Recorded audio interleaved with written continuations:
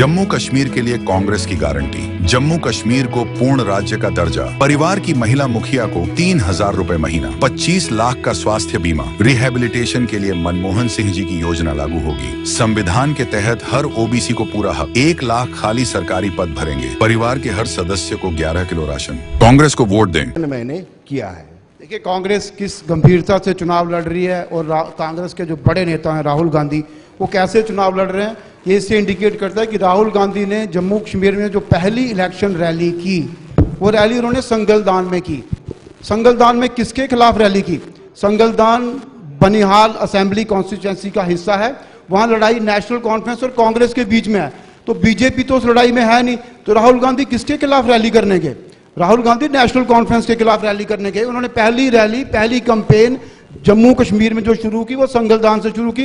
It means के कांग्रेस की लड़ाई बीजेपी के साथ नहीं है, उनकी लड़ाई नेशनल कॉन्फ्रेंस के साथ है।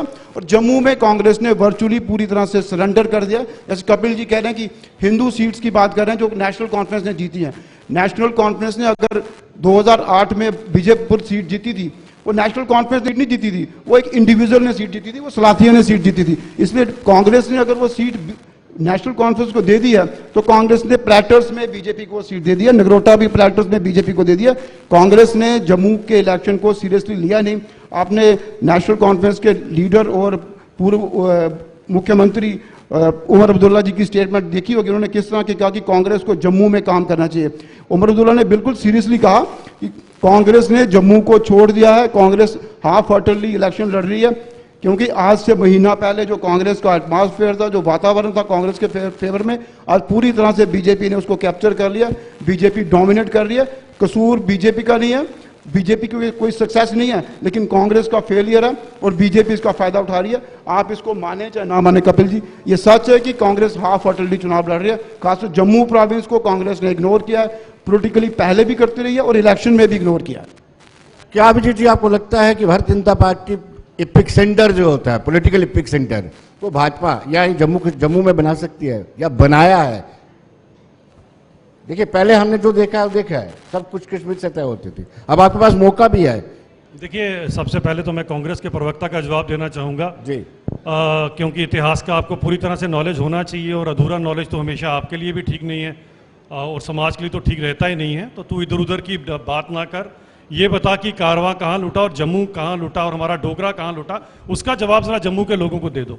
और जो आप झूठ बोल रहे हैं, बताता हूं मैं आपको प्रजा परिषद का जरा एक सत्य भी आपको बता देता हूं कि प्रजा परिषद के भी उस समय कैंडिडेट सभी के सभी चाहते थे कि ये पहला चुनाव है, हम लोग भी इसके अंदर अपनी बढ़ चढ़कर शिरकत करें, हिस्सा लें, लेकिन इस तरह का षड्यंत्र बुना गया कि सभी के सभी जो उनके नॉमिनेशन थे, मैक्सिमम उनके नॉमिनेशन को रिजेक्ट किया गया। अगर आपको याद होगा, स्वर्गीय प्रेमनाथ डोगरा जी जो समय के हमारे लीडर थे, जब वो नेहरू जी के पास पहुंचे दिल्ली, ये सुनने वाली बात है, आप सबको बताना चाहता हूं, दिल्ली में पहुंचे तो नेहरू जी से समय मांगा। नेहरू जी को बताया गया कि जी ऐसे ऐसे जम्मू से प्रजा परिषद की तरफ से एक नुमाइंदा आया है, वो आपसे मिलना चाहता है। सारा दिन तो नेहरू जी ने पहले उनको इंतजार करवाया, उसके बाद नेहरू जी कहते हैं मैं इनसे नहीं मिलूंगा, ये सेकुलर पार्टी से नहीं है। तो सोचिए कांग्रेसियों की मानसिकता कि वो कश्मीरी मुस्लिम कॉन्फ्रेंस जो थी वो इनके लिए सेकुलर थी और प्रजा परिषद के लिए जम्मू से उठकर एक डोगरा गया हुआ, उसको मिलने से इनकार कर दिया गया नेहरू जी ने। क्यों? क्योंकि मिलते तो शेख साहब नाराज हो जाते। अब शेख साहब को प्लीज करते करते इन लोगों ने जो काम किए, केवल और केवल उसकी अगर आहुति कोई चढ़ा तो वो बेचारा डोगरा चढ़ा। अगर आपको याद होगा उस समय का जो बंटवारा हुआ, जो हमारे लोग वहां से यहां पर बेचारे आने के लिए उत्सुक थे और जो मार काट उनकी की जा रही थी, मीरपुर, बिंबर गली, ये सारे एरियाज के बारे में आप जानते हो। इनके अंदर वो त्रासदी उन लोगों की हुई, कहां कहां पर काट दिए गए, सारे के सारे लोग यहां तक पहुंच ही नहीं पाए। और जो उस समय फौज यहां पर भेजी गई इन लोगों की रक्षा के लिए, वो फौज शेख साहब ने डाइवर्ट कर दी बारामूला। इन लोगों को यहीं पर कटने दिया, जलने दिया, सड़ने दिया। हम लोगों की त्रासदियां जब आप सुनते हैं, तो अगर आप मीरपुर का इंसिडेंट सुनेंगे